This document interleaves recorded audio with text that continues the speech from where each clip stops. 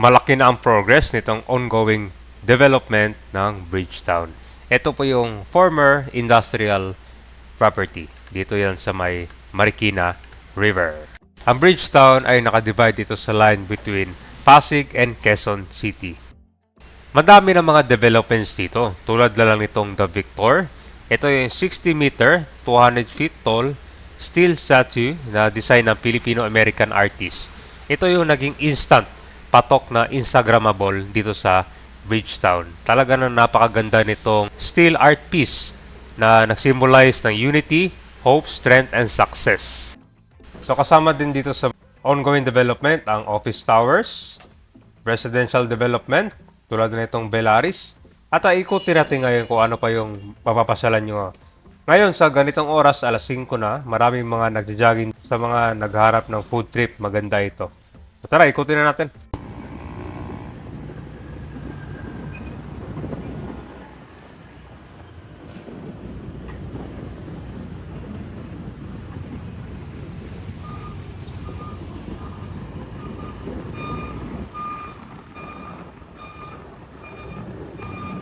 Dito na tayo sa Bridgetown. Nagbubukas sa kanya sila alas 5.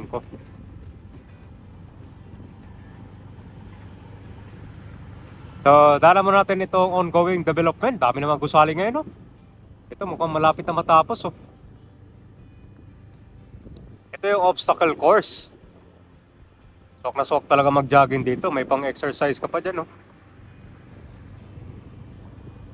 So, para sa nga kang kami, mini BGC. Ganda. Dami ng mga bagong gusali, oh. The Future Central Business District in Pasig. Ito, boundary ng Pasig, Quezon.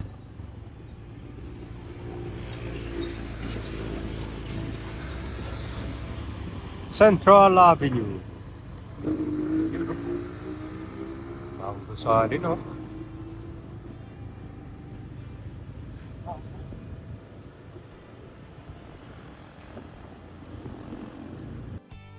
Dito matatagpuan itong The Bellaris Resident. Ito po yung residential development.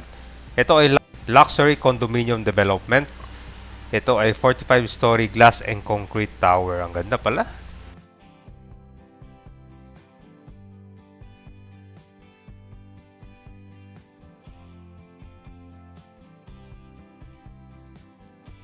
Meron din isang development dito, itong Cirrus. 40-story residential condominium. High-rise under construction naman siya. In the Bridgetown East section ng township. So, malaki na rin yung progress ng mga residential developments. Yan sa kabila, papuntang ko na to sa Park Links. Iba naman yung development din doon. So, kung lang, within boundary na, ang ganda kasi ito sila, crossing dito sa mga rivers din. Maganda din yung location. So, hindi mo akalain yung dating industrial, no? Ito na ngayon.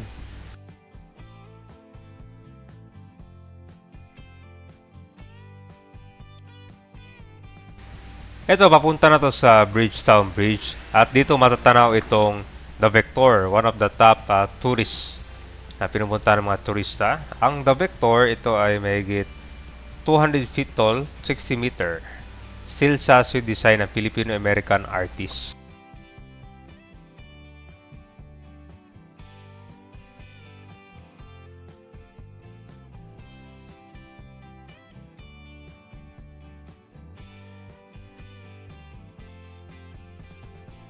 Pagkatawid mo dito sa Bridgetown Bridge, kakaliwa ka lang, yan na po yung Opus Mall. Nagbukas last July 3, 2024. So yan po yung upscale retail development and managed ng Robinson. So maganda yan. Yan po ay 6-story luxury shopping center na nag-host ng mga restaurant, shops, marketplace, at iba pa. Ang ganda ng mga cinema dyan. Talagang, konsya, mala world class ang datingan. Kahit dito pa lang sa labas.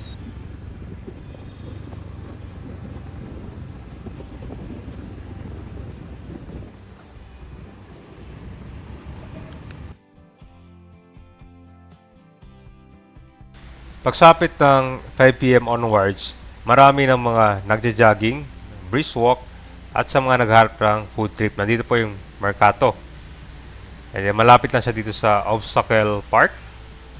So, napakaganda. Tingnan mo yung bollards ito. Ang tibay niya, no?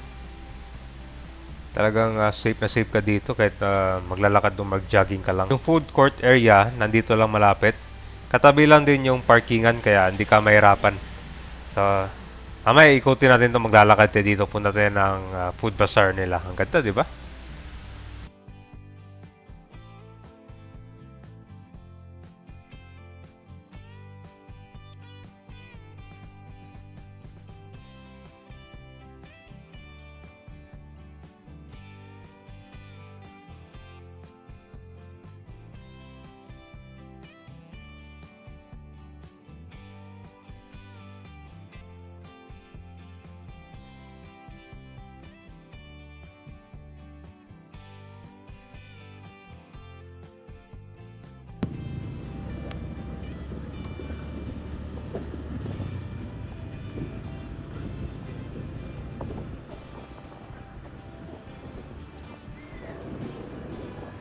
Ito pala yung Pasig, kanya to, Sidiolo.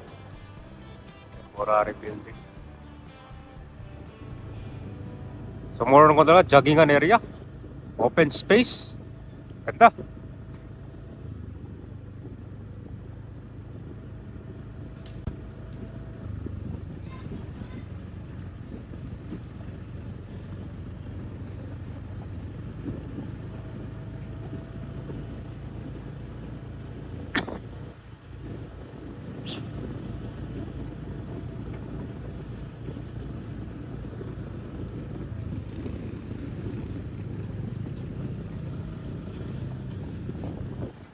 Daming ng bakante dito.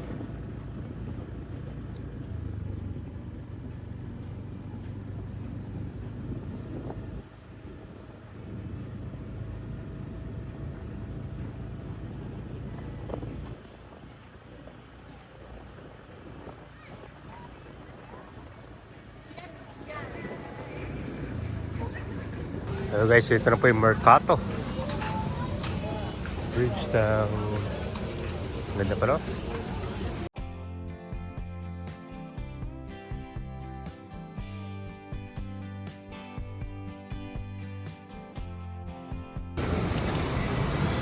So mahaba kami, ikot tayo dito. Maraming bakante. Usually bukas sila alas 5. Usually puro to pag weekends.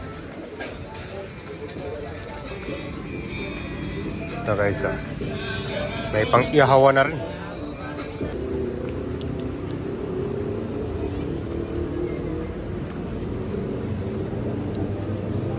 Wow! Mga malapit dito sa Bridgetown.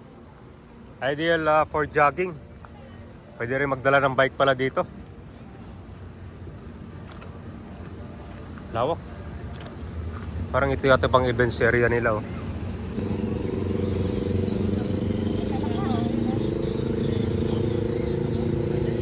Ganda pala magdala ito ng remote control. 4x4.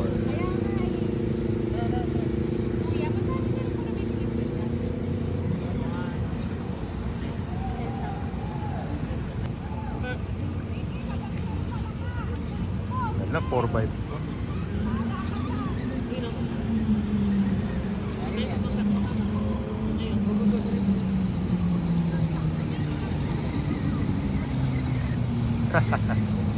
May mga RC pa ito, 4x4.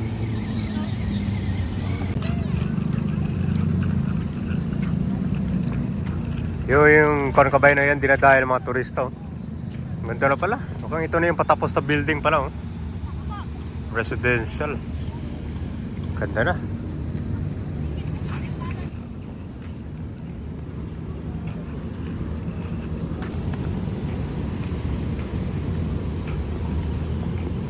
Guys, punta natin tong The Arc. Yan yung bagong mall, yung Opus Mall. Ang ganda yan, talagang world class yung loob. Salakarin natin, kung ikutin natin, medyo malaki talaga to. Kaya, kung na lang, i-drive tour na lang natin.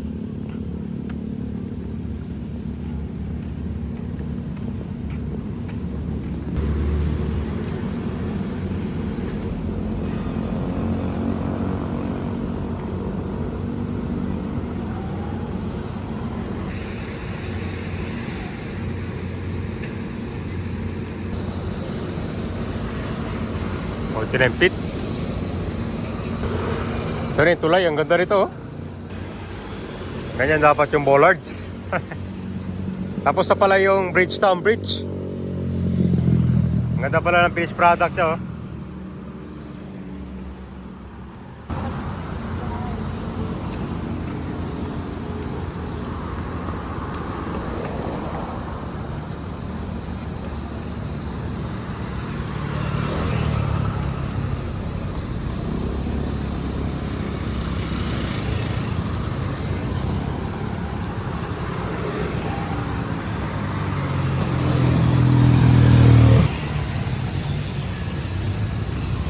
Ito po yung papuntang kanto Manggaan Floodway.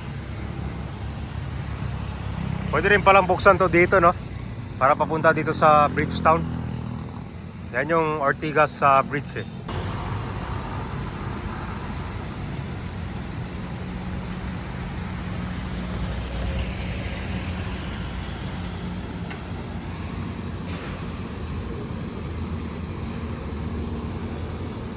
Ito na yung next building na kinonstruct, oh. Malaki to. Ito naman mukhang patapos na rin. Yung taas na lang tinatapos. Right, so yan po yung update natin dito sa Bridgetown. Talaga namang napakaganda na to. Malawak itong kailangan natin of more green space dito sa Metro Manila.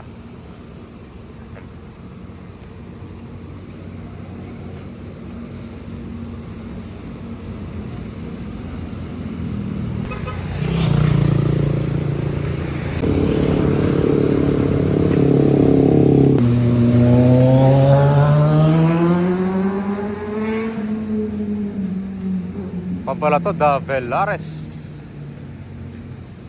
Meron ng kanito kabay na for leasing. Pwede na yung mag-inquire. Ganda, oh. Ganda ng bagong building, oh.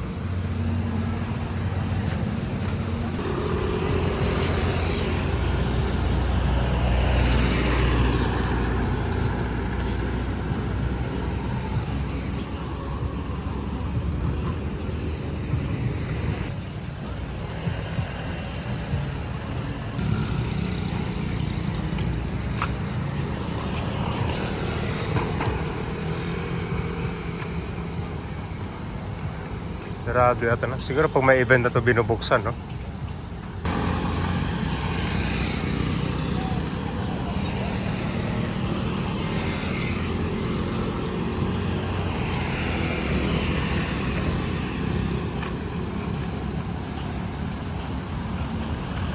Obstacle Park.